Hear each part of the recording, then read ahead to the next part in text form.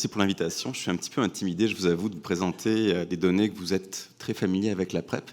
Mais je pense que c'est intéressant aussi de voir un point de vue extra grand centre, de réalité un peu de cette communauté-là, de ce qu'on est capable de faire aussi en région qui n'est pas si éloignée que ça, qui est le Saguenay-Lac-Saint-Jean.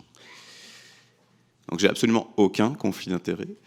Je vais revenir très rapidement sur la PrEP en 4-5 diapositives pour qu'on puisse tous parler, puis je vais profiter de l'Assemblée d'avoir autant d'experts devant moi pour vous poser des questions sur ce qui s'en vient et sur les interrogations que j'ai. C'est mon côté français, je suis assez obstineux et j'ai toujours besoin de réponses avant de commencer à faire quelque chose. C'est vrai, je vous le dis. Ah, merci Isabelle. Puis en fait, je vais vous présenter le réseau après ce qu'on fait avec Isabelle au Saguenay-Lac-Saint-Jean et revenir un peu sur les 5 dernières années de PrEP au Saguenay.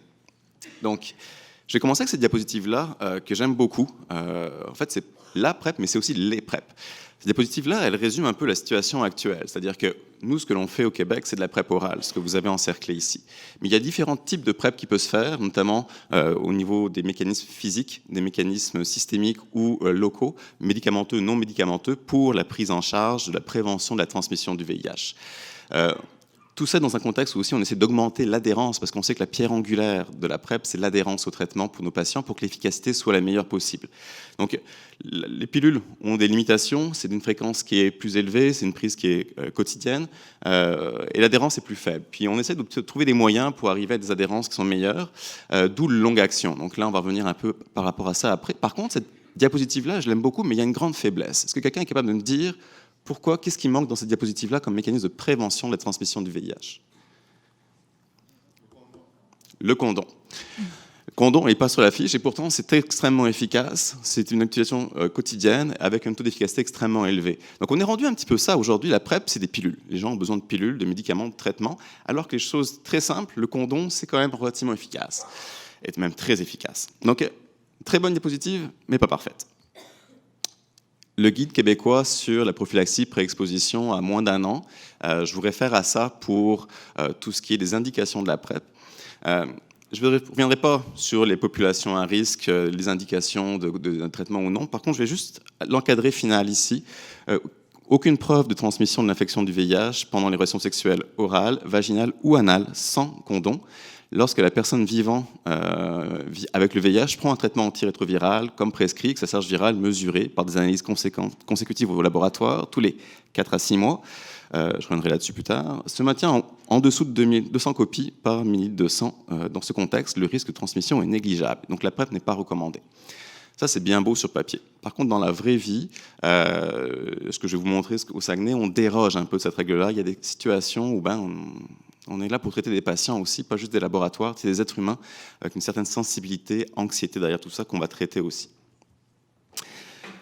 Diapositive aussi que je vous ai mis. En fait, comment ça fonctionne ça? Je peux pointer quelque chose avec ça? Non, pas pointer.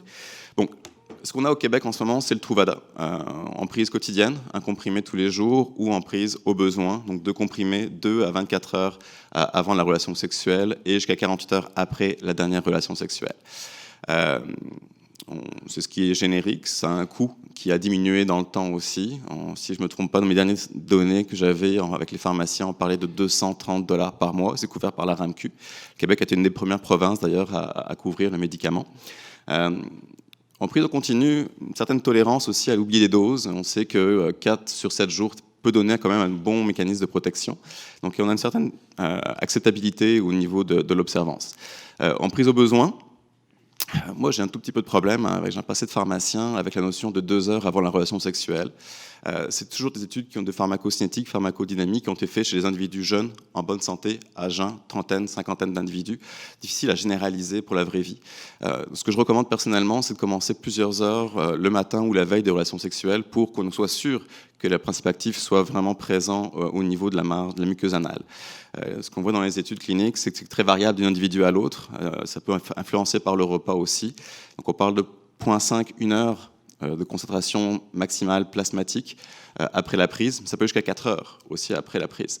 Puis on sait qu'au niveau de la muqueuse anale, par exemple, oui, l'amtricitabine, très rapidement, on va le retrouver. Par contre, le Truvada peut prendre jusqu'à 24 heures avant qu'on le retrouve. Le tenofovir, jusqu'à 24 heures qu'on le retrouve au niveau de la muqueuse anale. Donc, Personnellement, comme ancien pharmacien, j'ai un tout petit peu de misère avec la notion de 2 heures et je pense qu'il faut être plus attentif et précautionneux en leur disant de commencer ça peut-être quelques heures avant la relation sexuelle, plusieurs heures avant la relation sexuelle.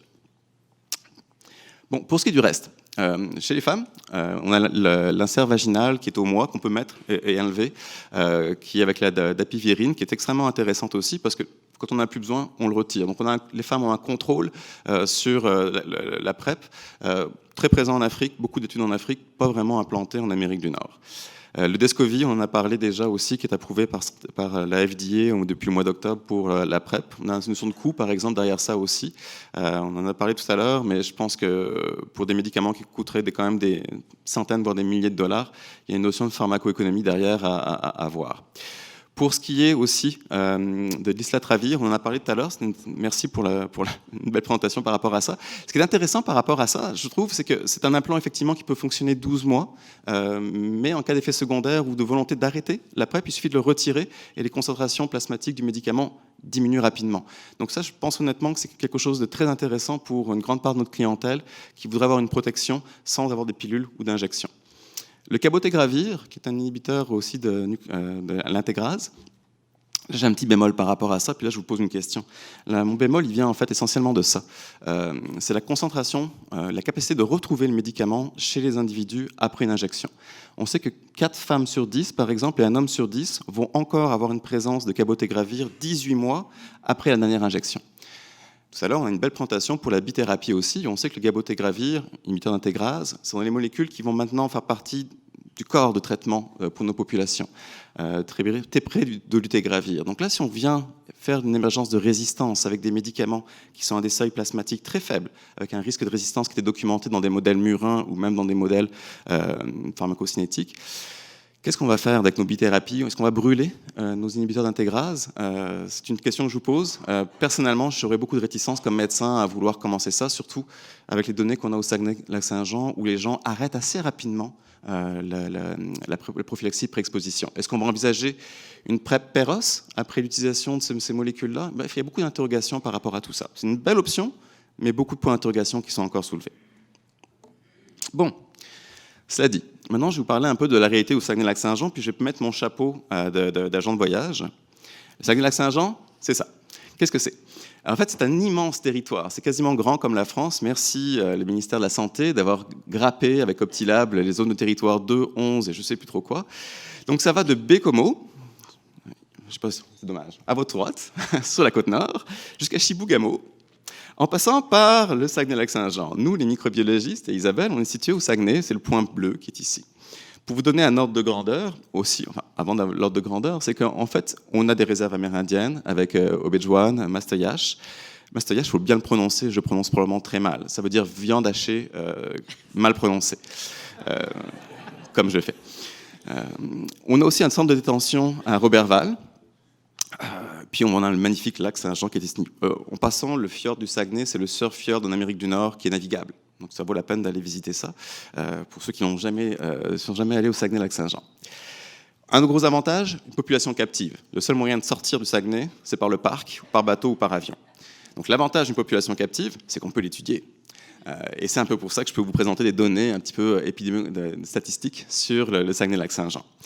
On a une population pour le Saguenay-Lac-Saint-Jean d'environ 275 000 personnes. En 2011-2016, c'est relativement stable. On a peut-être au niveau migration, c'est un petit peu négatif dernièrement. Ils ont accepté des Français comme moi, donc ils sont vraiment mal pris. Pour une population séropositive suivie d'environ 200, ce qui nous fait une prévalence de 0,07%. Pour la prévalence au Québec, on se souvient, c'est 0,2%. Donc on est plus bas que la prévalence québécoise ou canadienne, mais il reste qu'on a quand même une bonne population qui vit avec le VIH au Saguenay-Lac-Saint-Jean et qui est suivie avec son VIH. Pour vous donner un ordre de grandeur, si on parle de la baie, qui est en bas de la flèche, à Dolbeau-Mistassini, c'est 115 km. Vous êtes Montréalais ou une grande partie, ça c'est l'île de Montréal à l'échelle. L'île de Montréal rentre dans le Saguenay-Lac-Saint-Jean et rentre dans le lac, pour dire quelque chose. C'est 50 km, le lac Saint-Jean, c'est 40 km. Pour vous donner une autre ordre de grandeur que la distance du Saguenay, du Chicoutimi jusqu'au lac, c'est environ 1h30. 1h30, c'est le temps que ça m'a pris hier soir pour faire Longueuil, centre-ville de Montréal. Donc, tout est relatif, d'accord. On n'a pas les mêmes hivers, donc c'est vrai qu'en hiver, quand on va demander à un patient de venir de Saint-Félicien au Saguenay, il faut prévoir que la tempête de neige, les transports, ça peut être compliqué, il ne risque pas de venir à son rendez-vous. On n'a pas de clinique de proximité, tout se fait au niveau du Saguenay-Lac-Saint-Jean, c'est là qu'on est situé. La manière dont le réseau fonctionne, on essaie d'intégrer ça au maximum. On ne peut pas se prétendre un centre d'expertise comme dans les grands centres. Les microbiologistes, on est 6. On fait la clinique, on fait les étages, la garde, on fait de la greffe de sel au Saguenay-Lac-Saint-Jean, on est dans la prévention des infections, de l'antibiogouvernance. On fait du VIH aussi, de l'hépatite C. Donc on ne peut pas se prétendre des experts. On est 5 à faire du VIH, donc on a une clientèle qui tourne autour de 30 à 40 patients VIH qu'on suit. On ne peut pas se prétendre des experts comme vous pouvez être dans vos cliniques, dans les grands centres.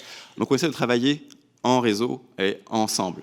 La collaboration est primordiale. Donc on a Isabelle qui est ici, qui est IPS, avec qui on travaille autour du patient, et plein de références autour. Donc tous les organismes communautaires, les infirmières SIDEP qui sont présentes, les autres médecins de famille, les pharmacies qui sont là pour nous référer les patients pour la prise en charge.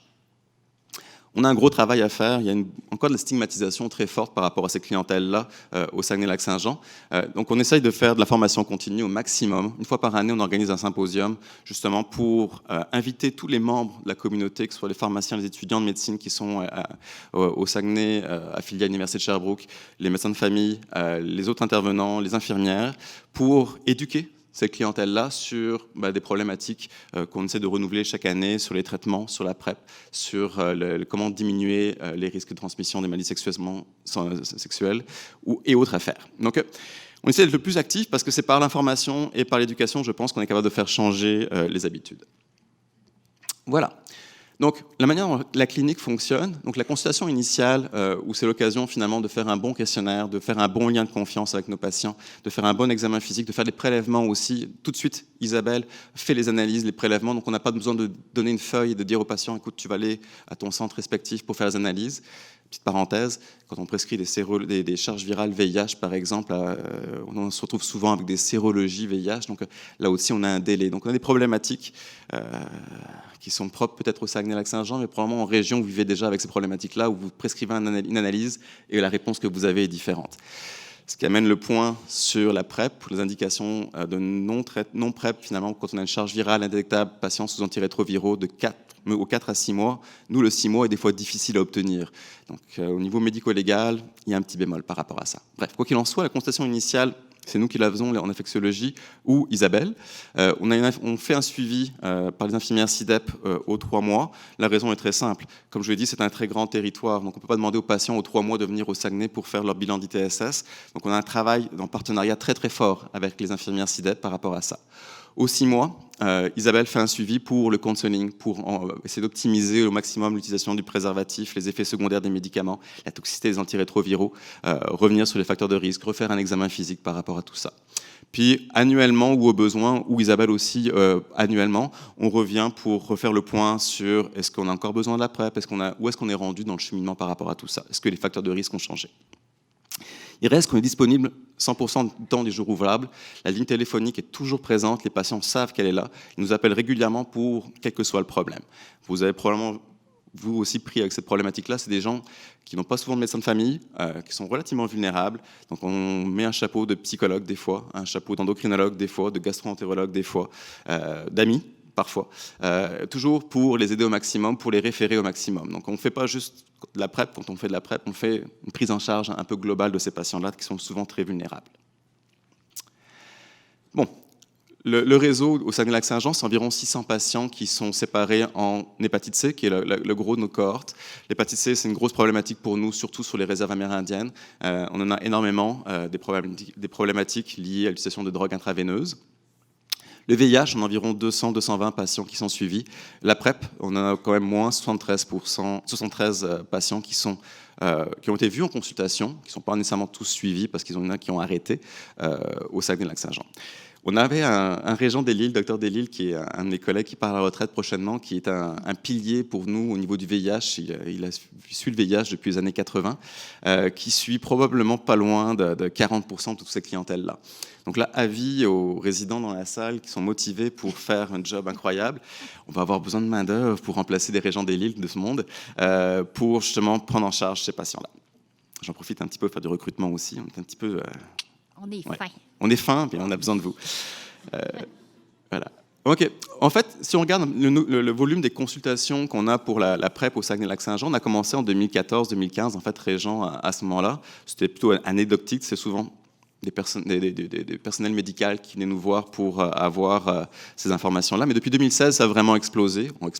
C'est un grand mot, on est au Saguenay. On a autour de 20 consultations pour PrEP que l'on fait. En ce moment, en 2019, on en a 15, on a 3 qui sont sur la glace. Les patients ne viennent pas toujours à leur rendez-vous, c'est des fois difficile, on les fait se déplacer, donc quand ils viennent nous voir, on essaye de faire le maximum tout de suite. Ça prend du temps, ce n'est pas des visites de 20 minutes, hein. C'est des fois une demi-heure, 1 heure, plus souvent avec eux pour faire de l'enseignement, expliquer tout ça. C'est une population qui est assez hétérogène, mais à la fois homogène. On s'entend, c'est une population caucasienne à 99% du temps. Pas de co-infection, hépatite B, hépatite C, pas d'utilisation de drogue intraveineuse. C'est souvent des hommes qui ont des relations sexuelles avec des hommes, quelques femmes aussi, mais assez différente au niveau du profil de vie.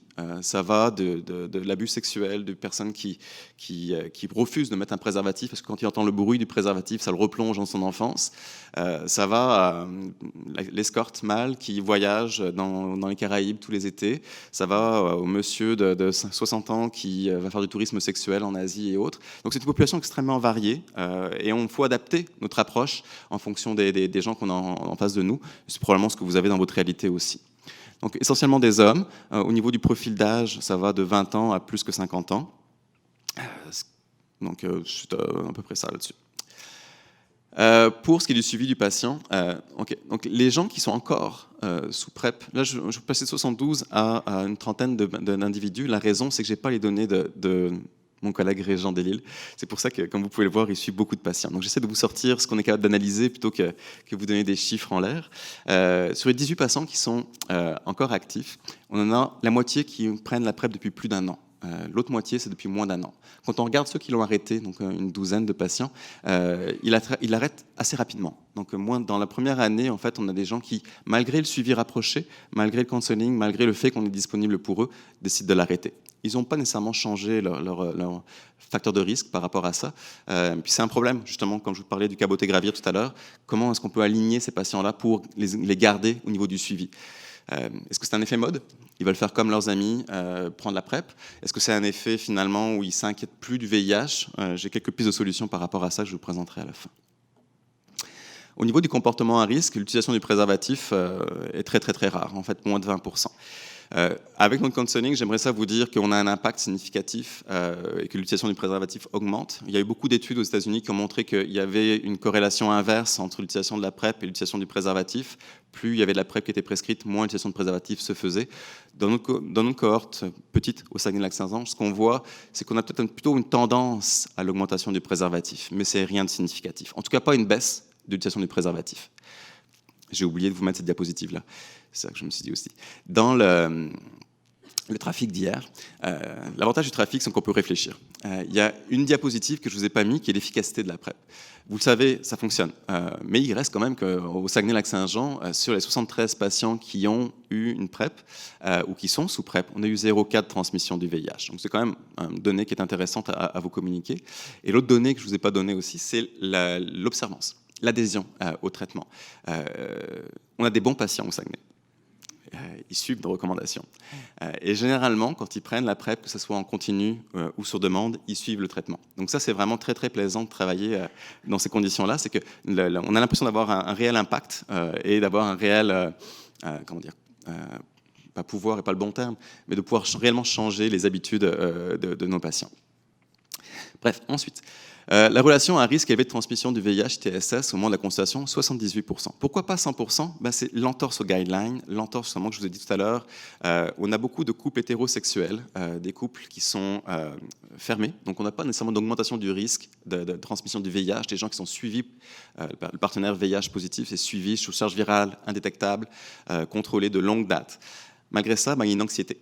Le partenaire, lui, est nerveux, est anxieux, il ne veut pas mettre nécessairement de préservatif. Puis cette anxiété-là, ça nuit un peu à la qualité du couple.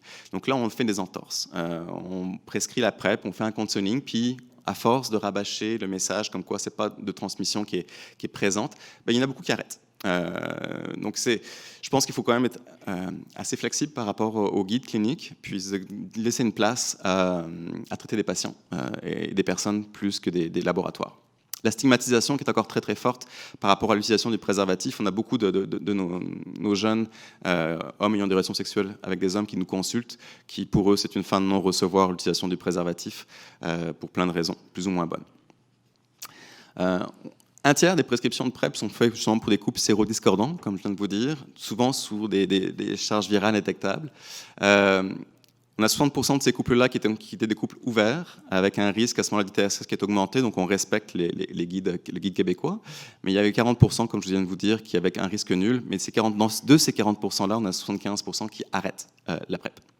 Partenaires multiples, c'est vraiment la norme, puisque 90% des consultations pour la PrEP. La prise en continu, 90%. On a un 10% qui préfèrent la prendre au besoin. C'est des gens qui ont une bonne autocritique, un bon jugement par rapport à tout ça. Ouais. J'ai oublié de vous dire quelque chose tout à l'heure, ça va me revenir. Pour ceux qui arrêtent, j'ai pas un grand N, donc c'est juste des pistes de réflexion. Les effets secondaires, essentiellement nausées, maux de cœur, des maux de tête qui sont présents au début. Il y en a qui arrêtent à cause de ces indications, de ces effets secondaires-là. Modification des facteurs de risque, c'est extrêmement faible, mais c'est là aussi les couples qui se forment. Donc il m'a dit maintenant je suis en couple fermé avec mon partenaire, donc on a décidé de l'arrêter. Mais il reste avec nous quand même pour le suivi des ITSS, pour l'indication de reprendre ou non la PrEP quand le couple va changer finalement ses facteurs de risque. On a quand même un patient qui a arrêté la PrEP pour une raison financière, ce qui amène un peu au Discovis, ce qui amène un petit peu la question financière. Même si c'est remboursé par la RAMQ, il y a un argent à débourser tous les mois. Donc ça, c'est une problématique aussi. Là où c'est un peu plus inquiétant, c'est la peur du VIH. On a un patient qui a clairement dit « Non, moi je l'arrête, j'ai plus peur du VIH. Maintenant, ça se traite bien, il y a des pilules pour ça. » Donc on a beau de faire de l'enseignement, de donner de l'information, on peut pas être parfait. On a un patient où on avait commencé la PrEP très rapidement, qui a eu un diagnostic pour le VIH à son dépistage. Est-ce que ça a eu un gros impact? Non. Quand on a fait son génotypage, on s'est rendu compte qu'il y avait une mutation M184 à l'intérieur qui a tendance à diminuer la sensibilité à la métricitabine, mais à augmenter l'efficacité du tenofovir, tout en ayant un virus qui est un tout petit peu moins virulent. Donc ça n'a pas eu un gros impact par rapport à ça. Donc la résistance, je ne pense pas que ce soit un frein à la PrEP. Et encore une fois, pour revenir à notre clientèle, on a une approche qui est beaucoup plus, si on a un patient qui est prêt, au niveau de la PrEP, qui veut commencer, qui veut avoir une protection rapidement, on la commence. On ne va pas attendre le dépistage, on n'est même pas sûr qu'il revienne à son rendez-vous de dépistage. Donc ce qu'on fait, c'est qu'on fait une prescription pour 1 mois, pour 3 mois, on voit s'il vient à son rendez-vous de suivi. S'il vient à son rendez-vous de suivi, avec le résultat du dépistage, à ce moment-là, on va faire des prescriptions sur des plus longs termes. Je sais qu'on préfère 3 mois à 6 mois de prescription de PrEP, mais nous, ça va des fois jusqu'à 1 an chez les gens qui sont fiables pour des fins de facilité et d'augmentation d'adhérence à ce niveau-là. Perte au suivi, oui, il y en a qui ne viennent pas à leur rendez-vous après, donc on en a quelques-uns par rapport à ça. Les effets secondaires, c'est extrêmement bien toléré, à part des effets secondaires qui sont souvent au début, comme j'ai dit, qui sont des effets secondaires digestifs ou de céphalée. On n'a personne qui a eu d'acidocétose lactique. On n'a personne qui est tombé en insuffisance rénale aiguë ou qui a eu des fractures secondaires à la PrEP. Peut-être parce qu'on n'a pas une longue période de temps, c'est à voir. On fait des bilans d'analyse d'urine, de créatinine aux 6 à 12 mois. On a un fait intéressant, c'est qu'on a une 10% en fait, des gens qui ont une créatinine labile. On voyait que ça augmentait, puis tout d'un coup, on était un petit peu inquiet, on demandait de faire un contrôle, puis la créatinine diminuait. Est-ce que c'était un biais parce qu'on fait des analyses, puis que ces gens-là, on n'avait jamais vraiment dosé leur créatinine avant? Est-ce que c'est parce qu'ils ont pris d'autres médicaments néphrotoxiques? Quoi qu'il en soit, on n'a jamais arrêté aucune PrEP pour un problème rénal au Saguenay. Donc c'est quand même extrêmement bien toléré. Il y a une littérature qui dit qu'on a un risque d'ostéopénie en fait, après 6 mois de prise en continu. On a une 1% de diminution de la masse osseuse, densité osseuse, pardon. Chez les personnes plus âgées, peut-être que ce serait intéressant. Ça nous amène aussi au point de discussion sur le Descovy, sur le TAF. Est-ce qu'on aura une place pour ça? Je pense que plus on va avoir d'options pour traiter ces gens-là, mieux ça va être. Et je vais finir avec ça. Donc c'est un très bon outil, la PrEP. C'était efficace pour empêcher la transmission du VIH. C'est très sécuritaire au niveau des profils d'innocuité et des effets secondaires. La réalité au niveau du Saguenay, c'est que nous, on ne peut pas être spécialisé, extrêmement spécialisé. Donc il faut qu'on travaille en équipe. Il faut qu'on brise un peu la stigmatisation. On a besoin d'enseignement. Ça prend une flexibilité, je pense, des guides cliniques pour la vraie vie en région, où on n'est pas capable d'avoir des analyses qui se rentrent rapidement. Pour vous donner un ordre de grandeur, nous, une charge virale de VIH, ça prend 3 à 4 semaines. On ne peut pas avoir ça en une semaine. La sérologie est rapide, on le fait local. Pareil pour les autres hépatites virales. Mais une charge virale qui n'est pas faite locale, qui est envoyée dans les grands centres, si vous me dites que ça prend une semaine, normalement, je ne vous crois pas. Nous, c'est que 3 à 4 semaines. Donc, on a une problématique par rapport à tout ça. Enfin, la stigmatisation qui reste toujours un défi, l'obstacle au préservatif, l'obstacle à la PrEP, l'obstacle au suivi. Nos gens au Saguenay, quand ils vont prendre leur PrEP, quand ils prennent leur trithérapie contre le VIH ou future bithérapie, ils font des kilomètres pour aller dans une autre pharmacie parce qu'ils ne veulent pas être reconnus. C'est encore la réalité qu'on a à ce niveau-là. Donc voilà, obstacle aux soins, de moins en moins, mais ça arrive. On a des histoires d'horreur de chirurgiens qui ne veulent pas opérer le patient parce qu'il est VIH, mais on éduque, on parle, on jase. Donc je vais finir là-dessus. Merci pour votre attention.